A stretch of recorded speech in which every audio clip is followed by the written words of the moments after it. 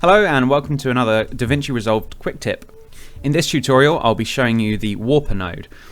It's kind of similar to the puppet pin that you might find in another application such as After Effects or HitFilm. It's not quite as good as the puppet pin, but it's a good workaround for some projects. So I'll show you how that works now. For this tutorial I want to give this still image a tiny bit of motion to make it look a bit more alive rather than just a still. So what I'm going to do is I'm going to add the footage I want to merge it over, which is this shot of me kind of like running in slow-mo. And I'm going to start by tracking a point. I'm going to track a stationary point by adding a tracker node and dragging that to a good area of high contrast that stays stationary in the shot, and I'm going to track forward. Let's let that run.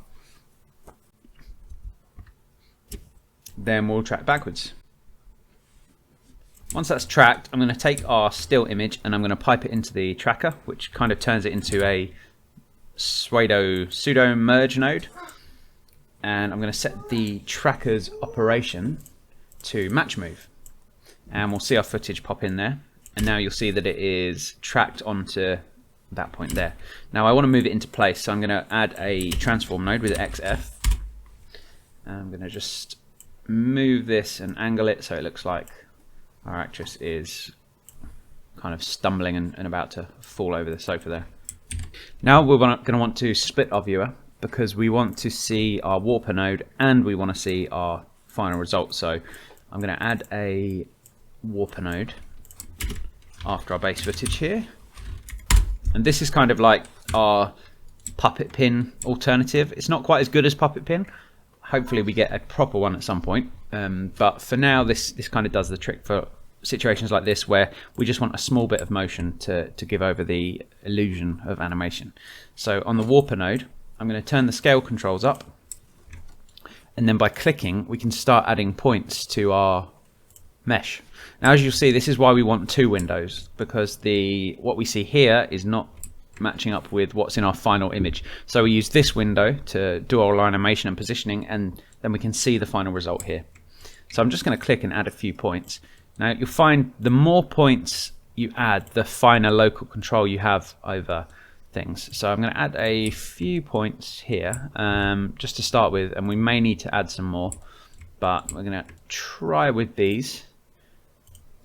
And what you'll see is once you've added a point, you can start dragging it around and it will move individual parts of the image, which is exactly what we want because we just want a bit of subtle motion. So I'm going to go to the first frame, and clicking on the warper, I'm going to click warp point positions, and I'm going to click on keyframe to set a auto keyframe there.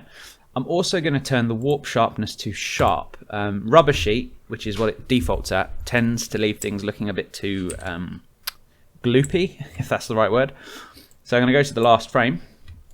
This is where we want our animation to finish, and I'm just going to start moving things around subtly. Now if you find that you're moving too much of the mesh, you can actually click and add some points, and this will lock these parts in while you can move these parts. So you see that, how it's kind of only moving the hair now. So I want the hair to kind of have moved up a bit, and I'm moving the points here, but I'm looking at the effect it's having in this window. Hands, we want to maybe have them moved a bit as well.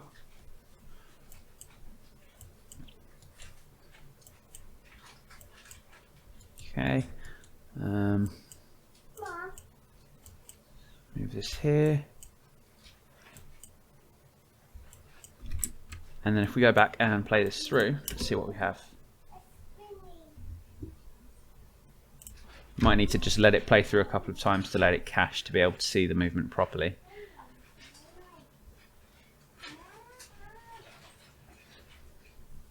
In fact, you can speed things up by just turning off the second window, so it only has to render one of these. But you can see already that that is working, and it's moving the hair, it's moving the hands slightly.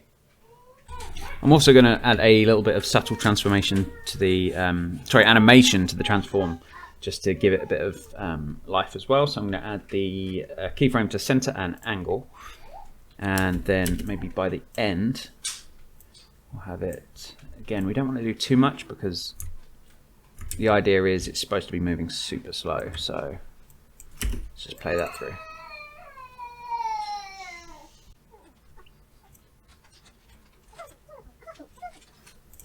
Yeah, so it's starting to look a bit more how I want it to be. I mean, it's going to take some playing around with to get it looking perfect and not too warped, but you get the idea, and hopefully this will help. I mean, probably the best part so far is the arms here. So just by scrubbing through that, you can see there's kind of almost looks like a tiny bit of motion going on, but I can see here that there's a bit too much going on in the face, so I need to go and refine that and lock it in so it's not warping as much.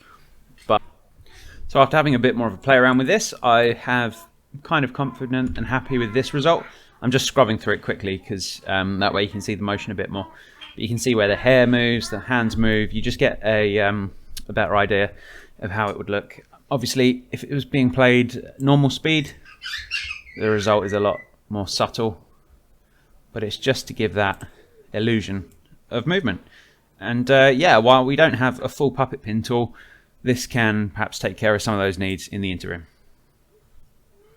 So I really hope you found that useful in some way. It's not as good as the proper puppet pin tool, but it's a good workaround for now.